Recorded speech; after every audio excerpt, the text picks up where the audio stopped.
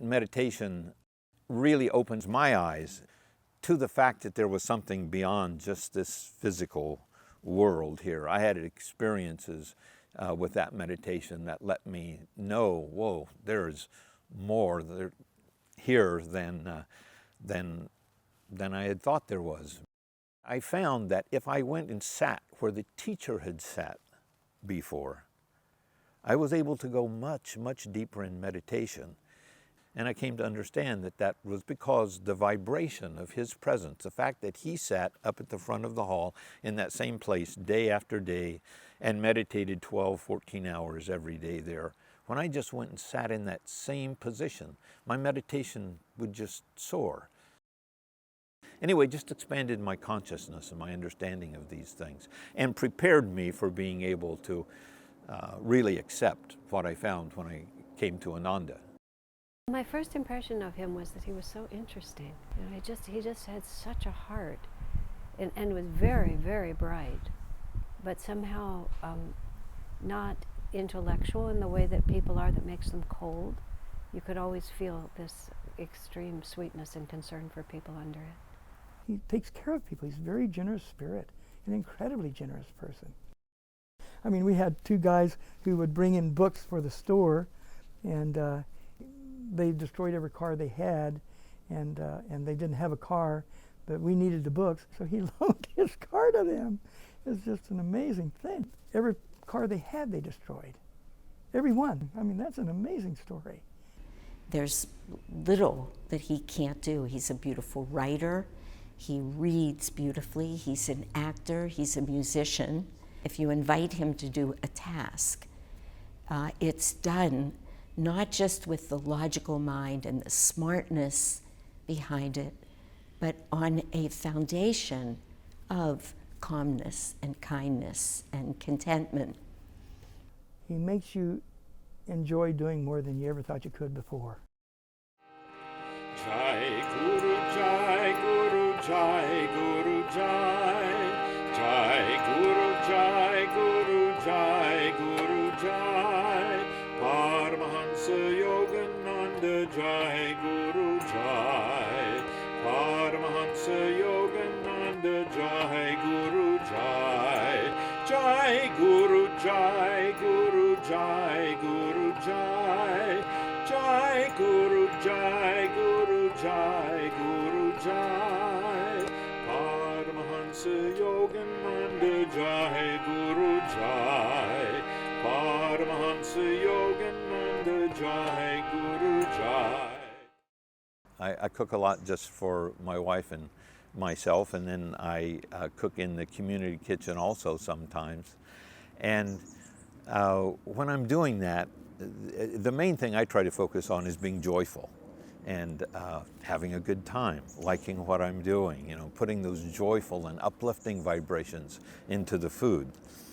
I wouldn't want to be cooking if I was depressed or if it was a bummer to have to be doing this. You know, that would be the worst possible thing to do to the food and the people who are going to eat it.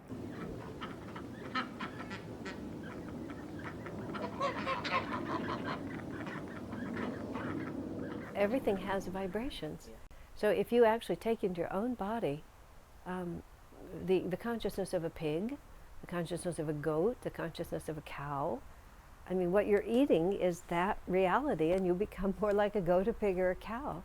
When you eat beef, although it's a subtle thing, you're consuming that vibration of terror and fear that the animal had when they were slaughtered. Whether it's the growing of the food, the harvesting, the preparation of it, and even the environment in which it's eaten, all of those things support the nutrition and also the vibration, even the emotional vibration that you are receiving and then able to use. We had a camp and a language school in Japan, right on the coast of the inland sea on a small island there. It was really like paradise. A typhoon came and hit that killed many dozens of people on that small island and completely destroyed our school and our camp.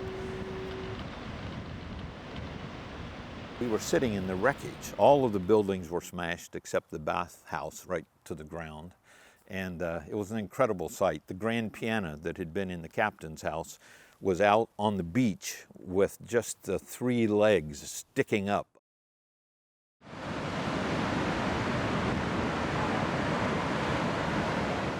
So that's how we got to Ananda Village. I moved to the Ananda Village in 1971, and at some point, a few years after that, he showed up with Sita.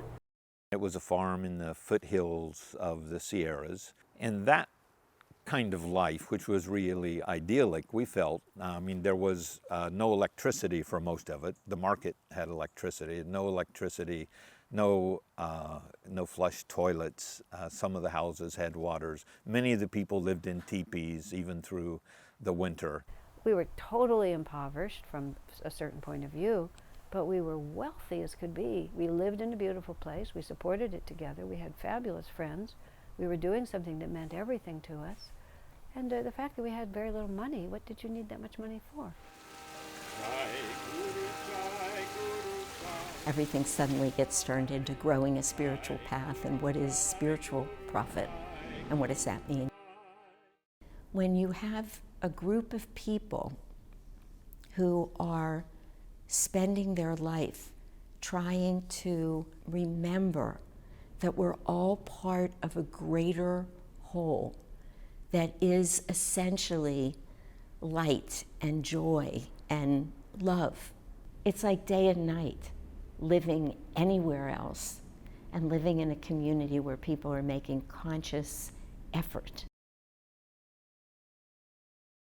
Jai Guru Jai Guru Jai Guru Jai Paramahansa Yogananda Jai Guru Jai